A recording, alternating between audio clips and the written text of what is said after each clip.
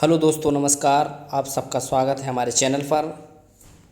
आज की इस क्लास में हम लोग पढ़ने वाले हैं विज्ञान की कुछ प्रमुख शाखाएं और उनके जो विषय हैं कि इस शाखा के अंतर्गत किस शाखा से किस प्रकार की विज्ञान जुड़ी हुई और शाखा के अंतर्गत किस चीज़ का अध्ययन किया जाता है। इस वीडियो में हम लोग इसके बारे में डिस्कस करने वाले हैं।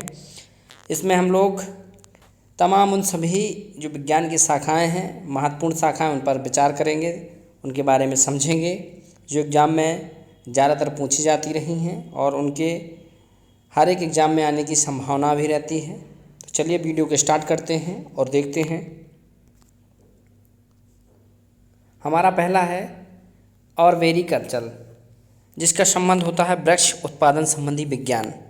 जो वृक्ष हैं, हम लोगों को वृक्ष कैसे लगाना है, वृक्षों का संवर्धन कैसे हो, किस प्रकार के वृक्षों के लिए किस प्रकार की मिट्टी की ज़रूरत होती है, इस सब की रिसर्च की जाती है और उस विज्ञान का नाम है ऑर्बेरिकल्चर। दूसरा है हमारा आर्कियोलॉजी। आर्कियो मतलब इसका संबंध होता है पुरातत्व संबंधी विज्ञान से। पुरातत्व जैसा कि शब्द है, पुरातत्व का जो शब्द होता है उसका अर्थ होता है जो पुरा मतलब प्राचीन और तत्व मतलब पृथ्वी के नीचे प्राचीन समय में जो हम लोगों ने जो हमारी प्राचीन सभ्यताएं थीं, जो तत्व मिलते हैं, उनसे संबंधित विभिन्न प्रकार के रिसर्च होते हैं। तो इसको रिसर्च जो शाखा के अंतर्गत होते हैं उसको आर्कियोलॉजी बोलते हैं। आगे हम लोग देखेंगे आर्थोपेडिक्स। आर्थोपेडिक्स ये एग्ज़ाम में बहुत बार पूछी जाने वाली शाखा है, इसको हम लोग पॉइंट करेंगे। आर्थोपेडिक्स, आर्थो मतलब हड्डी से, अस्थियां जो होती हैं अस्थि उपचार से। जैसे किसी व्यक्ति की हड्डियों में फ्रैक्चर हो जाता है या हड्डियों में किसी प्रकार की जकड़न या जुड़ाव संबंधी समस्या होती हैं तो उसके लिए आर्थोपेडिक्स होते हैं, जो डॉक्टर होते हैं, और इस शाखा का नाम है आर्थोपेडिक्स। आगे हम लोग देखेंगे इकोलॉजी। इकोलॉजी एक जीव विज्ञान है जो हम लोग पढ़ते हैं, इसी की एक उपशाखा के रूप में निकल के आया है। जो एनवायरनमेंट आजकल हम पढ़ते हैं, उसी एनवायरनमेंट में इकोलॉजी मतलब पारिस्थितिकी, पर्यावरण और जीव के बीच जो संबंध बताने वाली शाखा है। इस पारिस्थितिकी जिसमें हम रहते हैं, इसके बारे में जो गहन अध्ययन किया जाता है, इसके संबंधों पर चर्चा की जाती है और उस विज्ञान को कहते हैं इकोलॉजी। इको मतलब जो हमारा इकोसिस्टम है उसी से बना है, उसकी शाखा को कहते हैं इकोलॉजी। और हमारा जो पांचवा है इथनोलॉजी। इथनोलॉजी का मतलब होता है जो विभिन्न प्रकार की जो हमारी संस्कृतियां हैं, प्राचीन समय में क्या संस्कृतियां थीं, आज के समय में हमारी क्या संस्कृति में परिवर्तन हुए, इन्हीं की तुलनात्मक अध्ययन करने की जो शाखा है उसको बोलते हैं इथनोलॉजी। आगे हम लोग देखेंगे इथिनोग्राफी। अब जैसे उसका जो शाखा थी उसको इथिनोलॉजी बोला, अब ग्राफी मतलब उसका अध्ययन करने वाली शाखा, इसका नाम भी इथिनोग्राफी। उसमें क्या परिवर्तन हुए, उस संस्कृति में क्या पूर्व में स्थितियाँ थीं और आज उस संस्कृति में क्या परिवर्तन हुए, इसको जानने की शाखा है जिसमें अध्ययन किया जाता है, उसको इथनोग्राफी बोलते हैं। आगे हम लोग देखेंगे सातवां नंबर इथोलॉजी। इथो मतलब जो प्राणियों से संबंधित है, इथोलॉजी जो प्राणियों के व्यवहार है कि मानव कैसे व्यवहार करता है, मानव का व्यवहार कैसा होना चाहिए, इस पर जो रिसर्च होने वाली साइंस की शाखा है उसको बोलते हैं इथोलॉजी। अगला हमारा पॉइंट है इक्थियोलॉजी। इक्थियोलॉजी इस विज्ञान की शाखा के अंतर्गत जो मत्स्य मतलब मछलियां हैं, उनकी संरचना, उनकी जो कार्य करने की जो प्रक्रिया है, उनके शारीरिक संरचना है, इस सब के बारे में इसके अंतर्गत अध्ययन किया जाता है। आगे हम लोग देखेंगे नौवां पॉइंट है एंटोमोलॉजी। इस शाखा के अंतर्गत कीटों का अध्ययन किया जाता है। जो विभिन्न प्रकार के कीट हम लोग अपने पर्यावरण में देखते हैं, अपने पास पड़ोस में देखते हैं, इनकी क्या प्रक्रिया होती है, इन कीटों की क्या संरचना होती है, किस वर्ग के अंतर्गत आते हैं, इन कीटों के विभिन्न प्रकार के जो रोग होते हैं, इन सभी से संबंधित जो विज्ञान की शाखा है उसके बारे में रिसर्च होता है, उसको बोलते हैं एंटोमोलॉजी। 10वां हमारा है एंथोलॉजी। एंथो फूलों का अध्ययन।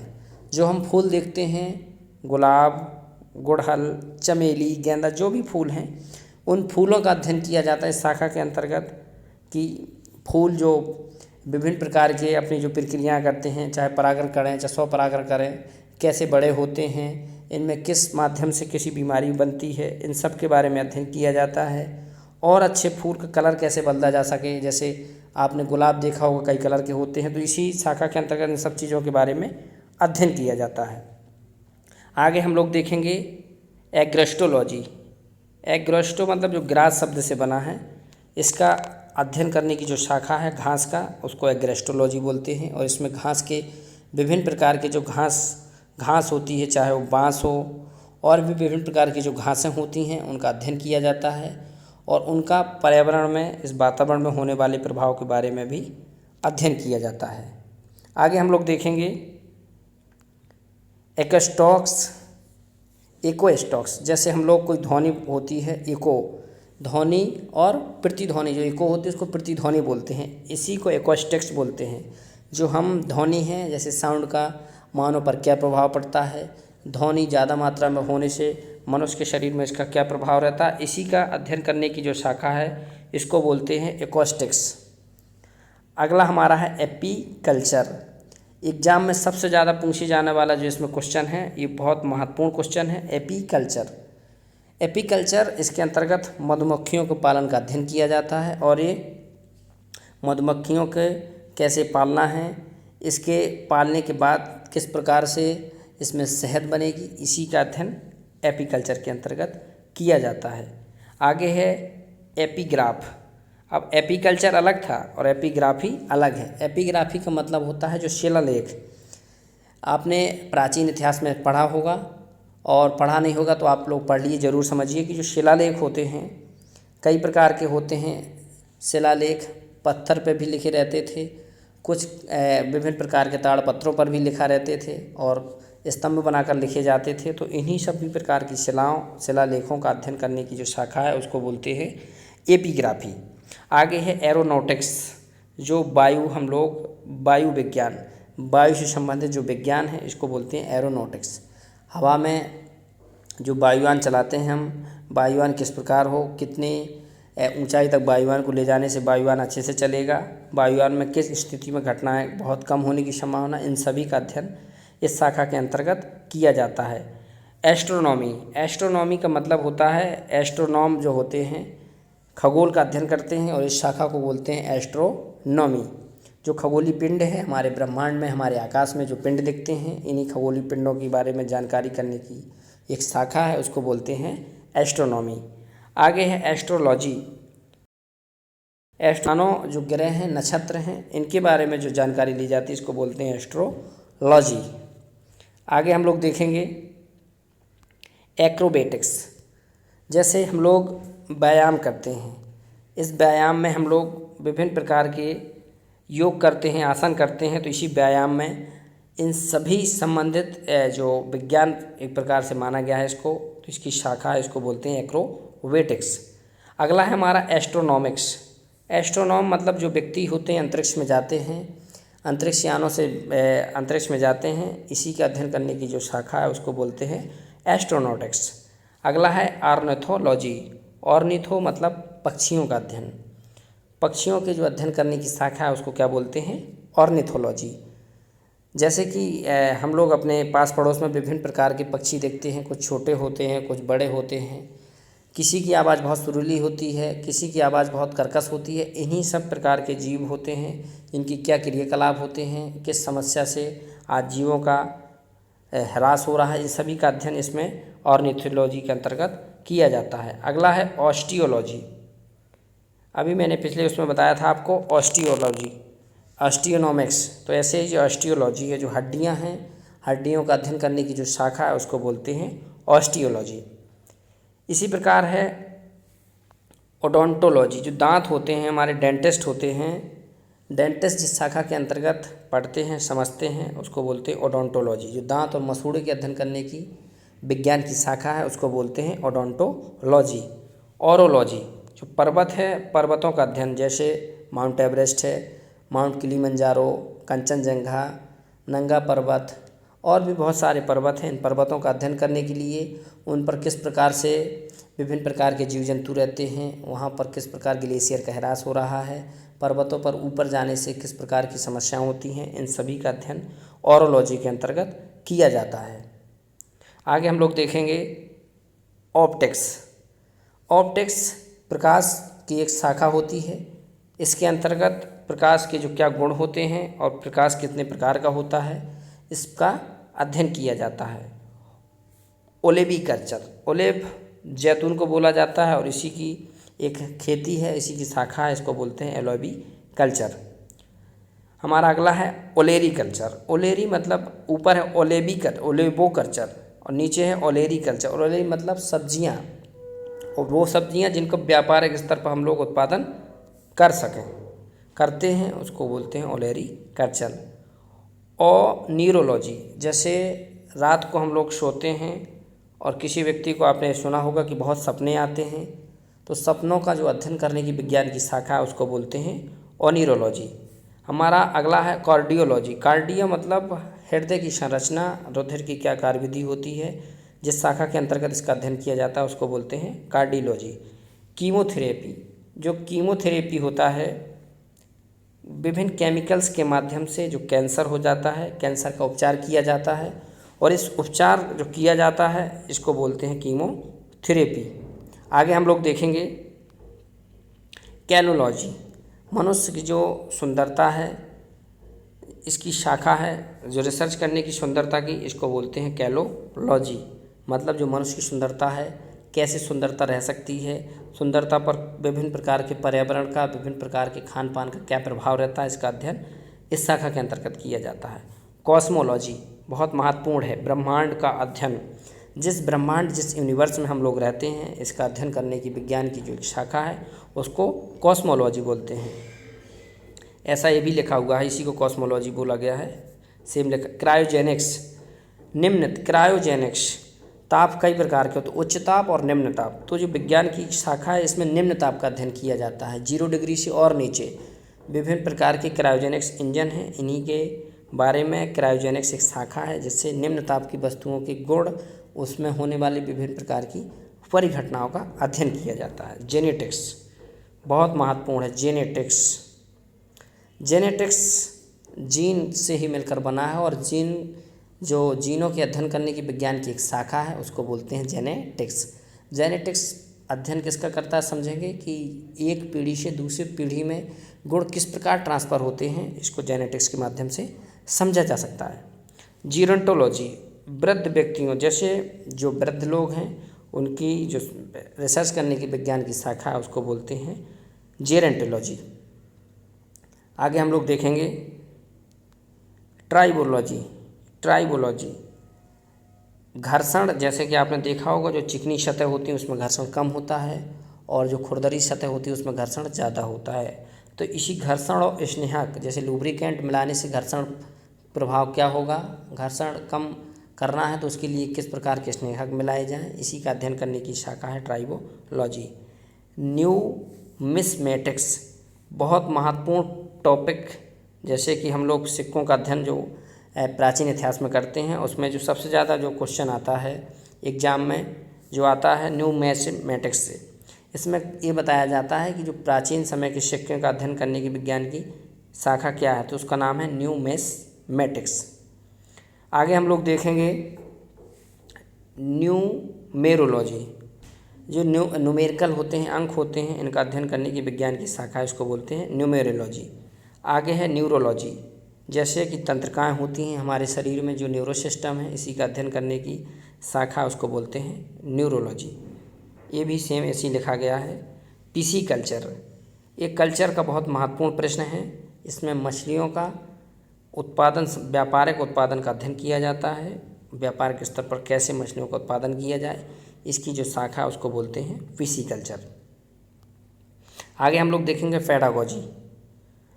पेडागोजी, जो टेट, सीटेट और सुपर टेट के स्टूडेंट हैं वो बहुत अच्छे से जानते होंगे जिन्होंने बीएड बीटीसी किया है। पेडागोजी बाल विकास, जो अध्यापन किया जाता है, किस प्रकार से अध्यापन किया जाए, बच्चों को कैसे अच्छे से अच्छा पढ़ाया जाए, उनके पढ़ने की शैली में किस प्रकार परिवर्तन किया जाए, इसी का अध्ययन करने की जो शाखा उसको बोलते हैं पेडागोजी।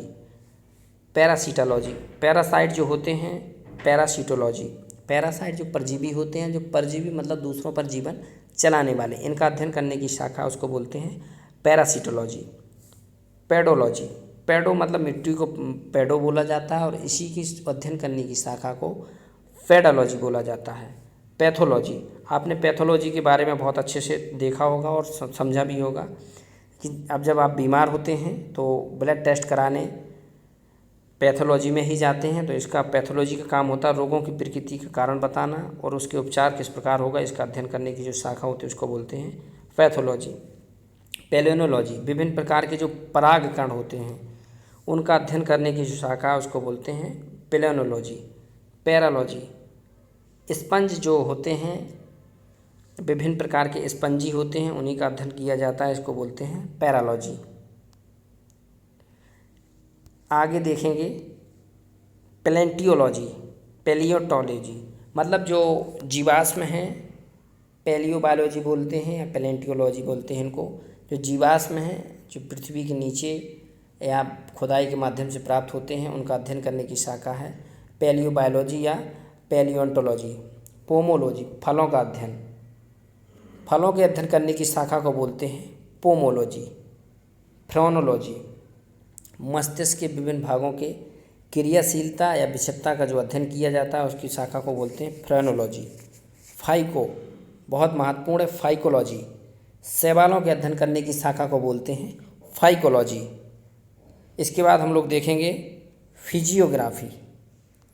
फिजियो मतलब इस प्रकृति में जो हमारा प्राकृतिक भूगोल है, फिजिकल जो संरचना है इसके बारे में अध्ययन किया जाता है, इसको बोलते हैं फिजियोग्राफी। जैसे जियोग्राफी है इसी प्रकार से फिजियो मतलब प्राकृतिक जो संरचना है हमारे भूगोल की, इस पृथ्वी की, इसका अध्ययन किया जाता है। फिलालॉजी, जो भाषा है इसकी संरचना है कैसी हो, इसका विकास कैसे हो और इसके इतिहास का अध्ययन किस शाखा के अंतर्गत किया जाता है उसको बोलते हैं फिलालॉजी।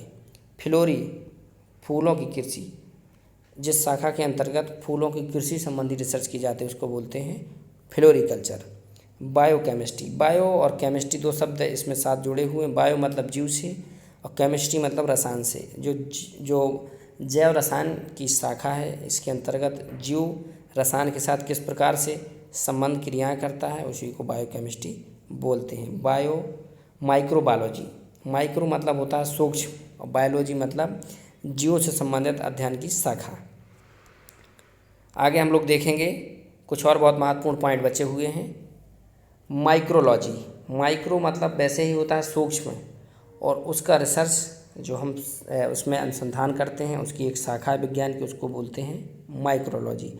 जो फफूंद होते हैं आपने देखा होगा सफ़ेद सफ़ेद जो विभिन्न प्रकार के नमी की वजह से खाना हो और भी चीज़ों में लग जाती है, इसको बोलते हैं माइक्रोलॉजी। उसके बाद हम देखेंगे मॉर्फोलॉजी, जीव और भौतिक जगत की आकारिकी का अध्ययन, जो हमारी किसी भी वस्तु या जैसे कि जीव है उसका क्या स्ट्रक्चर होगा, उसकी मॉर्फोलॉजी क्या होगी, उसका बाहरी वातावरण क्या होगा, इसका अध्ययन किया जाता है, इसको बोलते हैं मॉर्फोलॉजी। मिनरोलॉजी, मिनरल से मिलकर बना है, इसको बोलते हैं मिनरोलॉजी, मतलब जो खनिज हैं धरती के नीचे विभिन्न परतों में जो खनिज पाए जाते हैं इन्हीं के अध्ययन करने की शाखा को मिनरोलॉजी बोलते हैं। मेटेरोलॉजी, वातावरण एवं उससे संबंधित जो विषय हैं उसको बोलते हैं मेटेरोलॉजी। एक प्रकार से ये मेटेरियो को मतलब एक हमारे मौसम से संबंधित है और इसमें हमारा क्या परिवर्तन होता है इसके अंतर्गत इसका रिसर्च किया जाता है। आगे देखेंगे मेमोग्राफी, ये बहुत महत्वपूर्ण शब्द है। मेमो शब्द मेमल्स से बना है। मेमल्स मतलब वे ऐसे जंतु जो बच्चों के लिए स्तनपान करते हैं, स्तनपान की वो रखते हैं, उनको मेमल्स बोलते हैं। और इस मेमोग्राफी के अंतर्गत स्त्रियों के स्तनों की जांच करने वाली विज्ञान की एक शाखा है।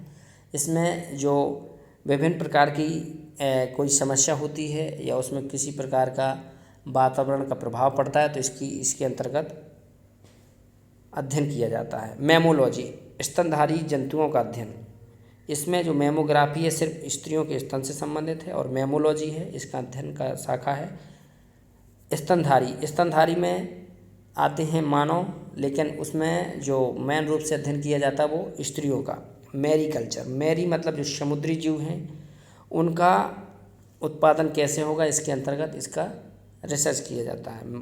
मॉर्फोलॉजी, पौधों की बाह्य संरचना का अध्ययन। मार्फो का मतलब होता है जो बाह्य संरचना है पौधों की, उसका अध्ययन किया जाता है।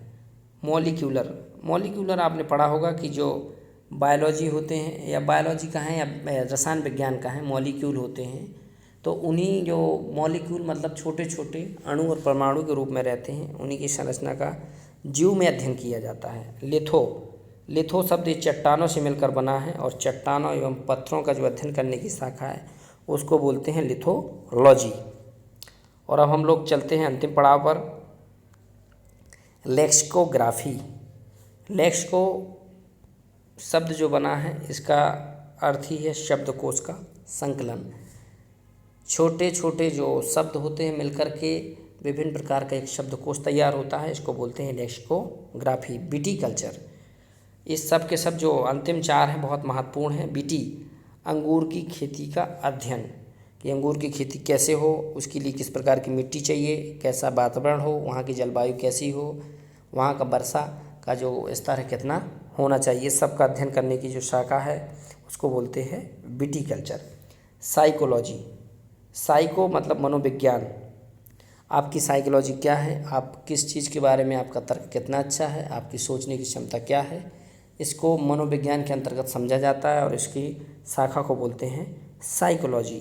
साइटोजेनेटिक्स, मतलब साइटो का मतलब एक प्रकार से कोशिका से है, जो सेल से साइटो बना है, जीव कोशिका और उसकी आनुवंशिक विशेषताओं को जो अध्ययन किया जाता है उसको बोलते हैं साइटोजेनेटिक्स। साइटो मतलब एक सेल और जेनेटिक्स मतलब आनुवंशिक गुणों का एक पीढ़ी से दूसरी पीढ़ी में जाने की विज्ञान की शाखा। ये था हमारा जो विभिन्न प्रकार की विज्ञान और उसकी जो शाखाएं थीं, इसके बारे में महत्वपूर्ण, और आप लोगों को इस क्लास में जितनी भी बहुत महत्वपूर्ण थी एग्ज़ाम में आने की संभावना रहती है और आई हुई हैं, इन सब के बारे में हम लोगों ने डीप में समझा। उम्मीद करता हूँ कि वीडियो आपको पसंद आया होगा और इसमें जो भी जानकारी दी गई है वो आगे एग्ज़ाम जो भी होंगे उसमें बहुत महत्वपूर्ण भूमिका निभाएंगे। आप वीडियो कैसा लगा कमेंट करके ज़रूर बताएं। फिर मिलते हैं अगली क्लास में, तब तक के लिए धन्यवाद।